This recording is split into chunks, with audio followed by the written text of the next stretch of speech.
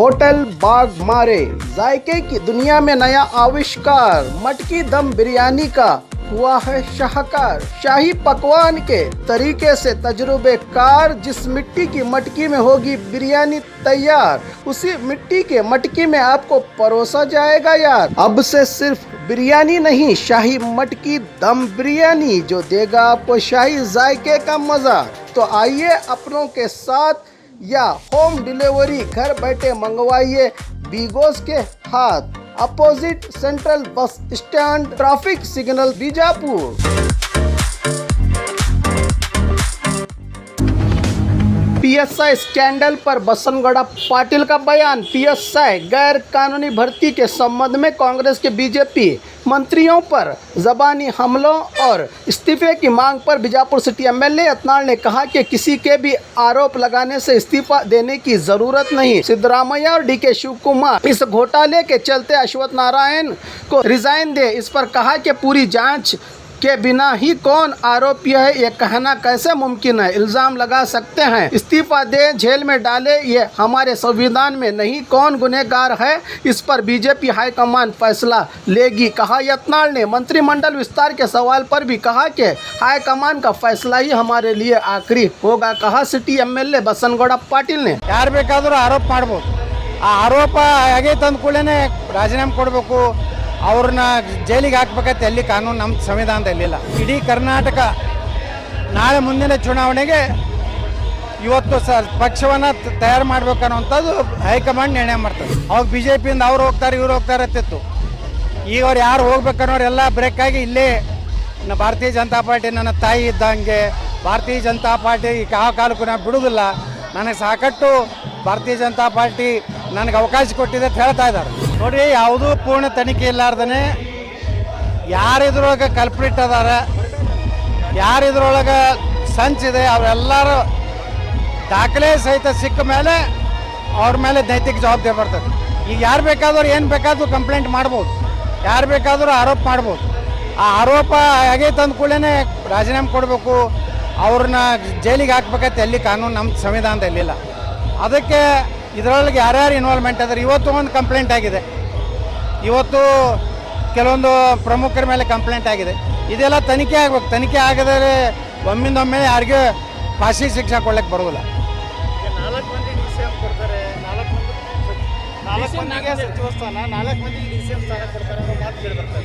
ನೋಡ್ರಿ, ಈಗ ಯಾವುದೇ ರೀತಿ ನಿರ್ಣಯ ಹೈಕಮಾಂಡ್ ತಗೋತದೆ.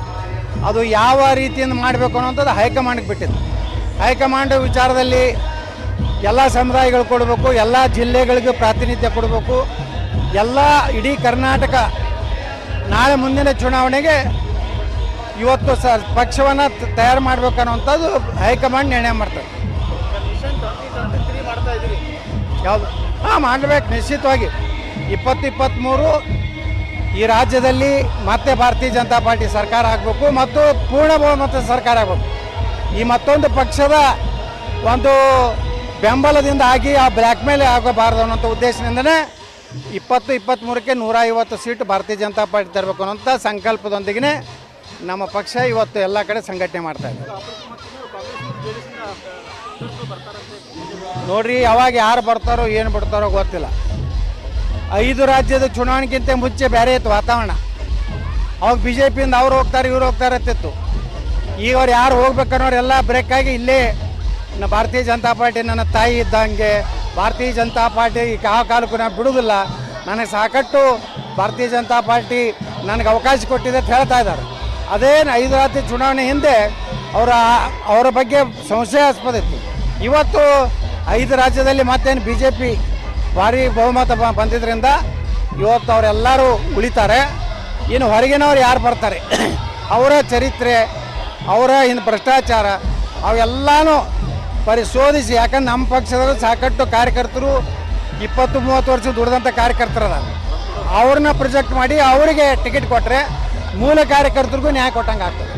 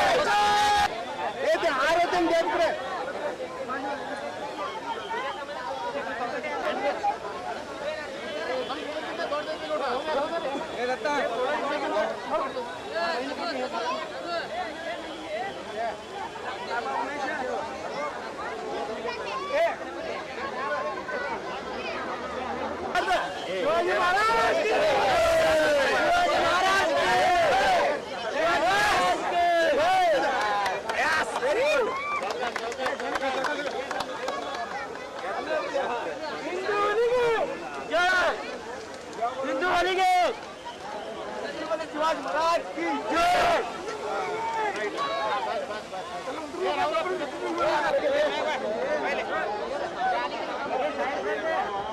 साइड कर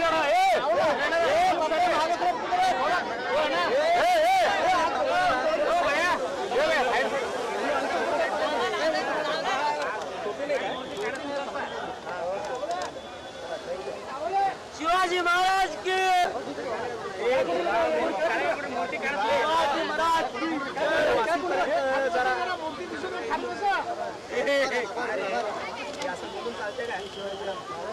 वीर शिवाजी वीर शिवाजी